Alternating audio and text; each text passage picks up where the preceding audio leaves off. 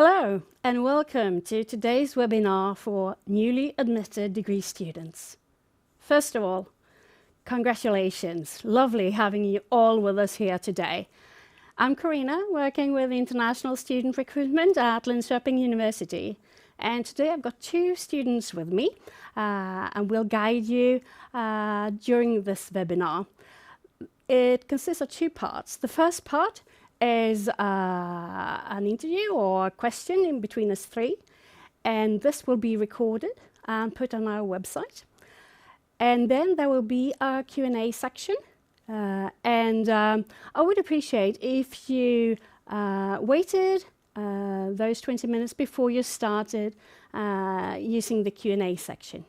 And I have some colleagues back office who will forward the questions to me and also answer you as well during that part. So, very welcome. Hope you will enjoy this hour with us. So, this is a webinar focusing on the practical part of being a master's student here. So, first of all, of course, welcome. I would like to know a bit more about you. Who are you? I'm Clara. I'm a first-year student. I study computational social science. This is a program based in Norrköping, by the way. Yeah. And you? I'm Bartosz. I come from Poland and I study aeronautical engineering and I am the last semester student. Okay, so you are doing your thesis right Yes. now. Okay. So, what was it in the first place that attracted you to Linköping University? Can you start, Clara? Oh yeah. So I was attracted here because I wanted to first I wanted to experience what it's like to live in a let's say smaller city, and then I read about the program. I think this program is kind of a perfect combination of my personal interests. I'm interested in statistics and social science, so that was why I came here. And what about you, Bartosz? Yes. Since I was a child, I was interested in aviation. So I finished bachelor in aeronautical engineering, and that's why I was looking for the master's program also in aeronautical engineering. So Linköping University was one of the place that was an option. Then later, of course, I made the Excel spreadsheets with all of the aeronautical engineering, and Linköping University scored the first place. All pros and cons when it comes to life. I also very much like Scandinavian culture. Sweden is close to Poland, and Linköping seems, when I researched about it, seems like a perfect place for my study. Lovely to hear. So, when you arrived, well, you must have traveled far. How did you arrive to Linköping? Yeah, so I arrived in Linköping, or I came here by plane. There was no direct flights between Taiwan and Sweden. So what I had to do is to first take a connecting flight in Thailand, and from Thailand I went to London, the UK, and then I finally arrived from London to Stockholm. Then I finally arrived in Linköping by train. Yeah. I think a lot of those students who are traveling far, they come via London. Or if you come by Amsterdam, then you can actually fly straight to Linköping. Otherwise, you have to go via Stockholm and take the train or a bus from down to us. And what about you, Bartosz? Yes, so I was driving from Poland to Sweden. Didn't drive through Denmark, but I rather took the option of going from Warsaw to Gdańsk, and then from Gdańsk or Gdynia there is a ferry to Karlskrona. The ferry took more than 10 hours, and then from Karlskrona to Linköping, this is around 2 or 3 hours drive. So it was one-day trip for me. Yeah, and if you don't have a car, then you can take actually the night train from Hamburg, which goes up to Stockholm and stops in Linköping and Norrköping on the way. So that could be an option as well for Europeans at least. So now you've arrived, and one of the big questions when you move to a new country is usually housing. How did you do to get somewhere to stay? So I found my current accommodation on a website called Combo. Combo is a website operated by the university, where you have a verified list of people who can post it on that website. And people usually put out their room in their either apartment or their house. Mostly people are looking for roommates. So if you want to live with someone but you don't like to live in a corridor where you share public spaces with lots of people, I would recommend it. Or you can always look for websites such as Studentbostäder in Linköping or Studentbo in Norrköping. Yeah. What about your housing situation? So the moment I received the email that I got accepted, I started researching where to live. I was researching through Blockheads or some kind of online web places, also Facebook Marketplace. But I also registered for Studentbostaden and Heimstaden.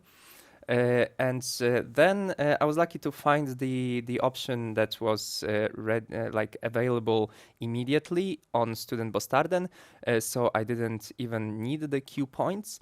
Of course, I paid for maybe 1 month more than I was living here, but I still visited Linköping during that time. But I was able, if you apply for the immediately available corridor rooms, then you get the place without any of the points. But also what I wanted to mention, that definitely Linköping, it's much easier when it comes to accommodation compared to other bigger cities. So I think like the difficulty of finding a place is not that huge, but still needs to be taken seriously and taken some time for it. Yeah. It's in all university towns in Sweden, it's a bit complicated. If you're queuing for, let's say, Studentbostäder in Linköping or Studentbo in Norrköping, then the longer you've been in the queue, the better it is. However, if you're admitted to a program in Norrköping, there we have a housing guarantee, which means that you should contact Studentbo in Norrköping and tell them that you are admitted, and they will be able to offer you a room.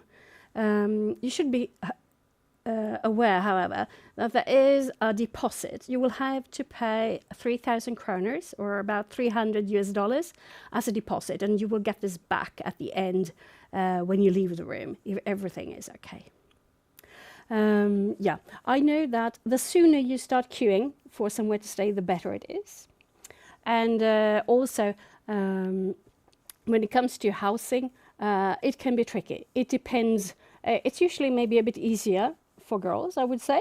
And also depends on where you are ready to live. I know some students who live outside of Linköping and Norrköping, in the smaller cities around. They prefer to commute. By the way, as you are studying in Norrköping, and I guess you are living in Linköping. Yes. Yes. How do you get in between those two cities? So there are free university shuttle bus between that frequently go from Norrköping to Linköping or the other way around. So usually that's how I commute between the two campuses. Yeah, that is a campus bus. And you just show your LIU ID card to verify that you are an active student. Yeah, exactly. Yeah. So it's free of charge. Thank you. Now that you've got somewhere to stay, the next thing to think about is how to pay the tuition fee. If you're a fee-paying student, that is a non-EU citizen, then you pay a tuition fee. Did you do that? No, even though I'm officially obliged to pay tuition fees, but I got scholarship from the EU, so I didn't have to pay. No, that's right. If you have a scholarship, it's deducted from the invoice. But for those unlucky souls who don't get a scholarship, then you will have to pay a tuition fee by the deadline, and the deadline is May 15th. It is a fixed deadline, meaning that you can't pay after the 15th of May. I know that in some certain countries there are public holidays, usually in conjunction with May 15th, but then pay a few days ahead and everything should be fine. And when you pay, you have two options. You can either pay by card, which is the quickest option, or you can pay by bank transfer. Bank transfer usually takes up to, well, 2 weeks, something like that. And no matter what your bank says, sometimes they say, no, it only takes 3 days. Be sure, it takes more than 3 days. It's more than one bank involved, usually at least 3. So don't be surprised if it takes up to 2 weeks.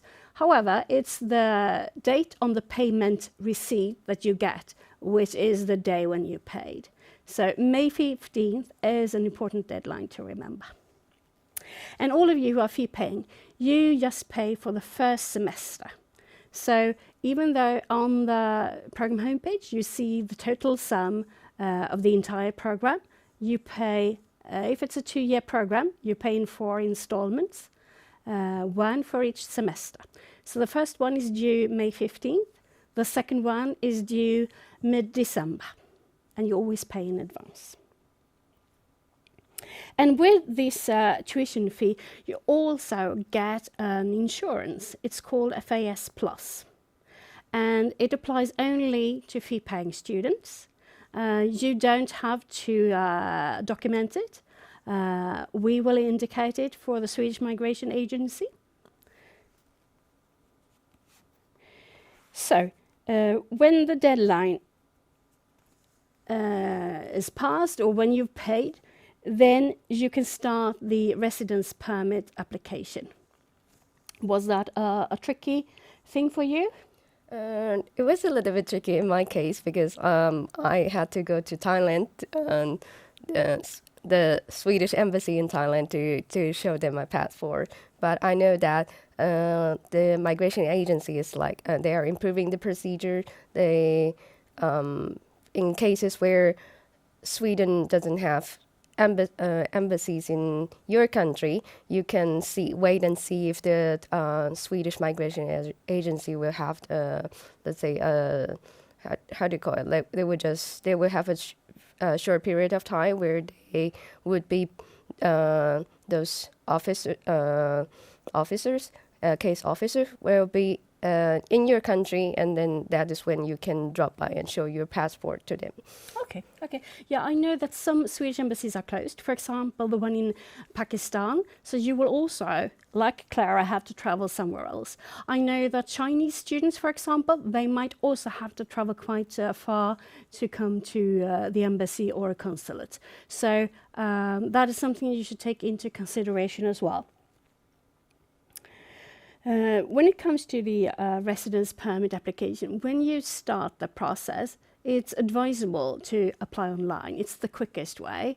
But if you are waiting for a certain document, please wait till you have all of them and upload them all at once, because then the process goes so much faster. And when you actually have the residence permit card in your hand, that is when you can travel to Sweden.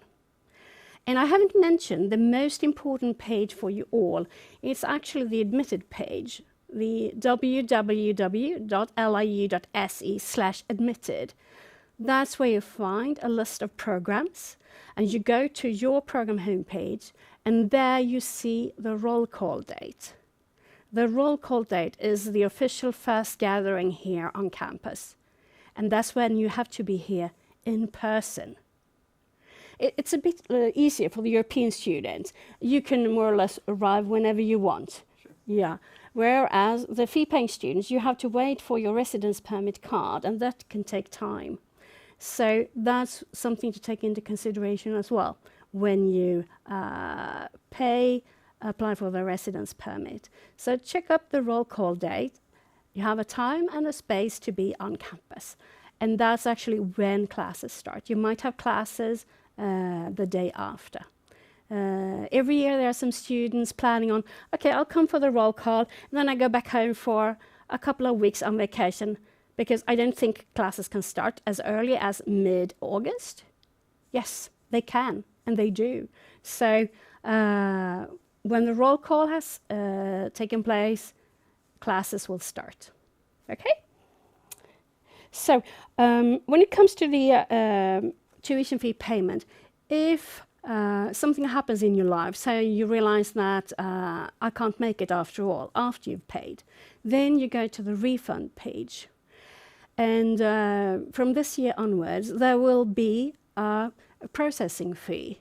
So a certain sum will be deducted from the total tuition fee you paid. However, at present, I don't know that page, but it will be announced on that refund page as soon as a decision has been taken. But that's also something to take into consideration.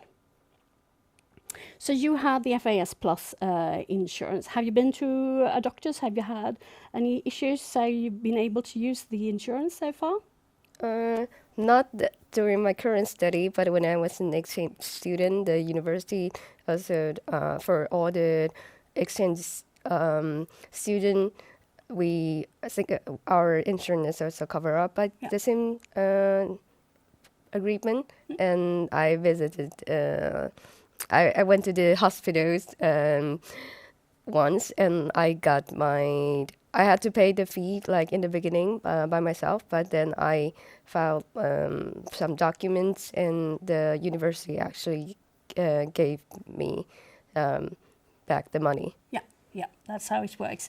As a fee-paying student these days, you contact the international office if you haven't been to the doctors, and you pay the same amount as I do, and then you will be refunded.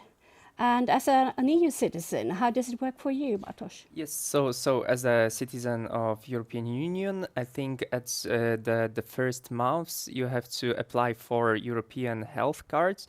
In Poland, it's just online application for free, and you receive the cards that you use for the first months before you receive your person number. Because when you receive your person number, then you don't have to worry about insurance, as far as I know. No, when you have your personal number, then you pay as much as I would do for any doctor's visit. And now we got that. One thing you do when you arrive in Sweden, no matter whether you are an EU citizen or if you are a fee-paying student, is that you go to the Swedish tax agency. What is it you get at the Swedish tax agency? You mean what I got? Yeah. Yeah, I went to a tax agency to apply for a personal number. Yeah, that's right. How long did it take for you? And the actual process of getting for applying to getting my personal number is fairly quick. It takes about a little bit more than 1 week. And when you got your personal number, what is it you can do then?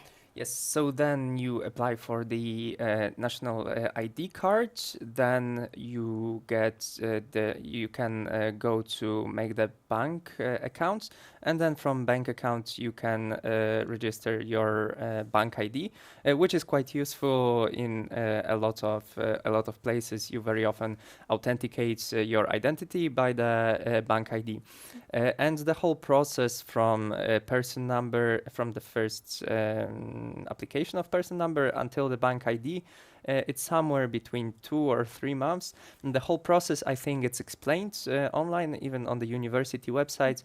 It's quite clear, quite straightforward. You just, it just takes around 2 months, 3 months. Yep. So the first thing to do upon arrival, and you can't do it online, you have to be here in the country, it is to visit the Swedish tax agency.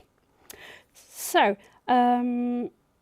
started talking about tuition fee, and then in the bigger context, your personal finances. That is something that might need some consideration as well.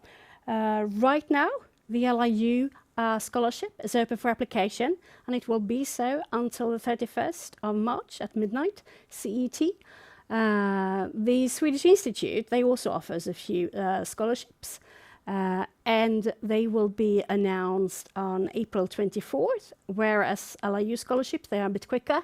So those of you who apply there, you will be notified, or you will see the announcement, I should say, on our scholarship page on the 11th of April. So those are the two options. When it comes to the cost of living, the Swedish Migration Agency, they require you to have about I would say 1,000 or 1,100 US dollars per month as the cost of living as a student. Would you say that is a decent amount? Yeah, I would say that is a pretty accurate number. And it depends a little bit on your choice of accommodation. If you want to live in a studio, then of course it's going to cost more than that. But in my case, I share my accommodation with someone else, and like my accommodation with all of my daily expenses, that is pretty much how I spend each month. And what would you say? Yes, I think the amount of 10,000 crowns is more or less accurate. Of course, there are months that are a little bit less, and there are months that are a little bit more. It also depends on the type of accommodation you choose. I chose the corridor room, which is the cheapest, but in my opinion, the best. That's why for me, that 10,000 crowns, it's I would say it's accurate, depending on how much you travel.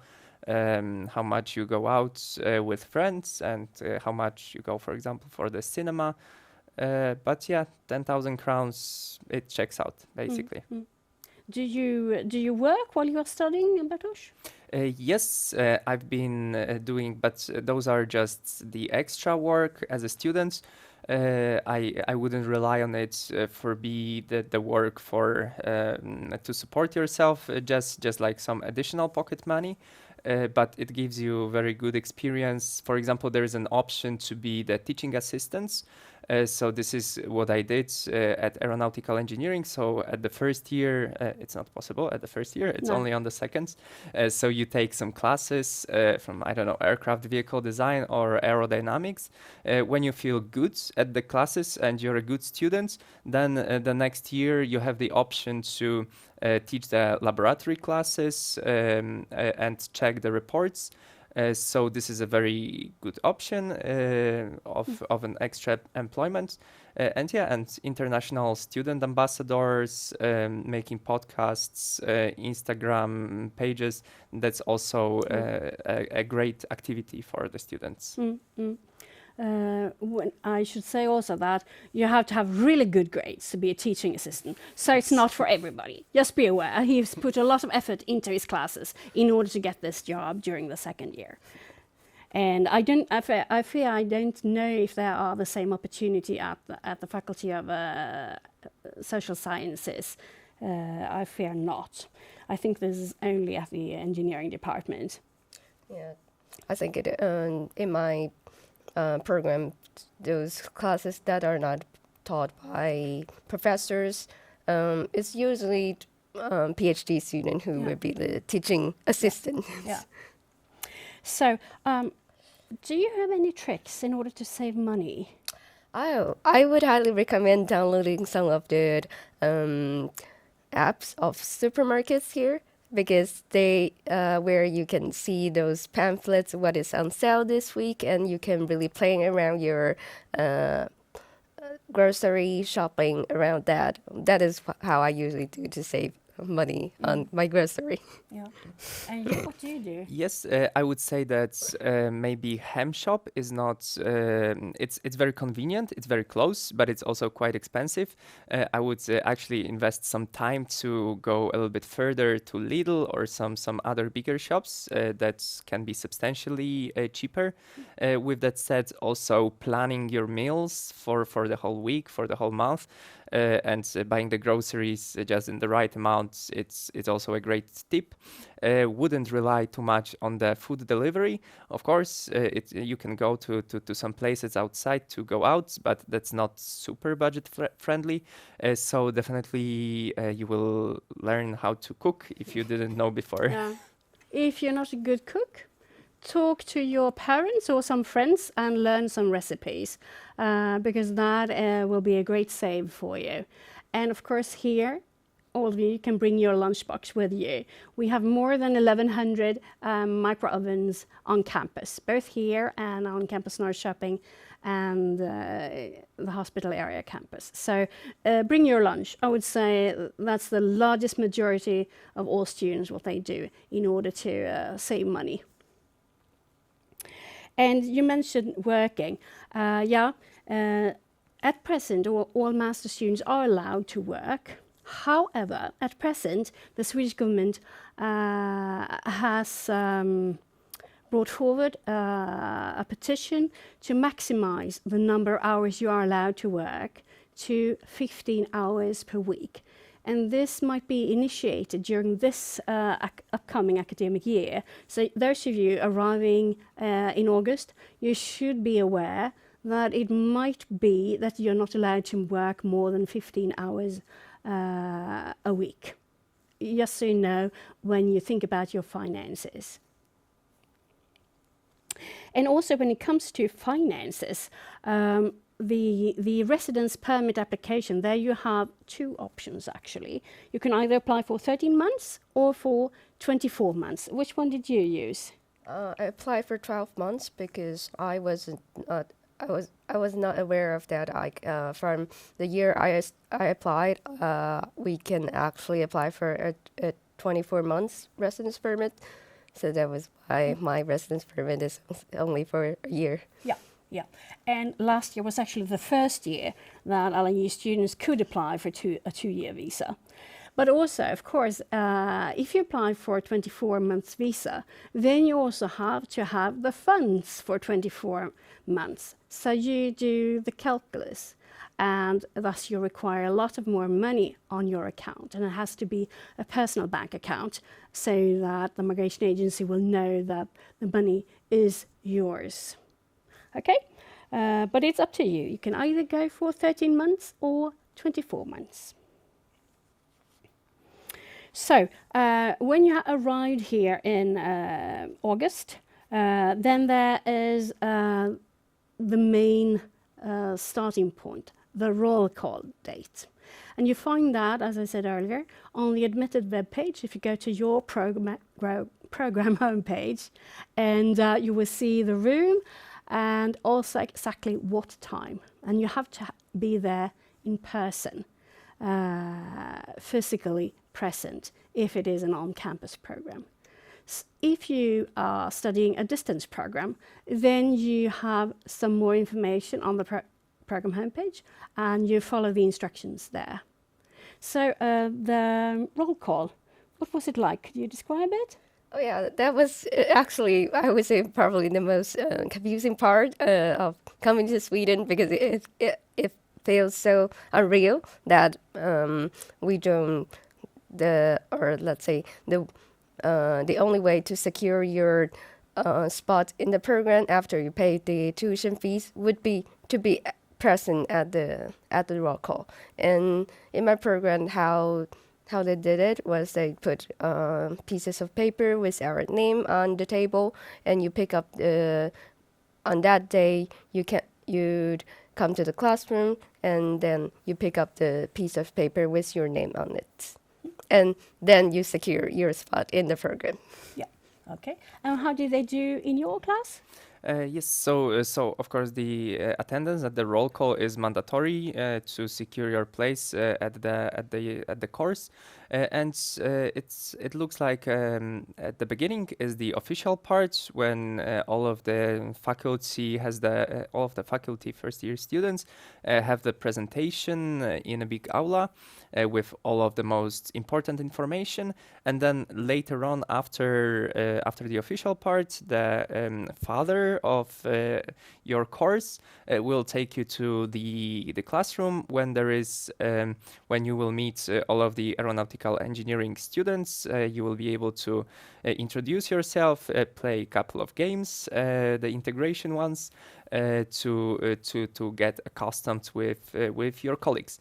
And then after the roll call, you have free time, but I would definitely advise to take part in all of the social activities that are happening.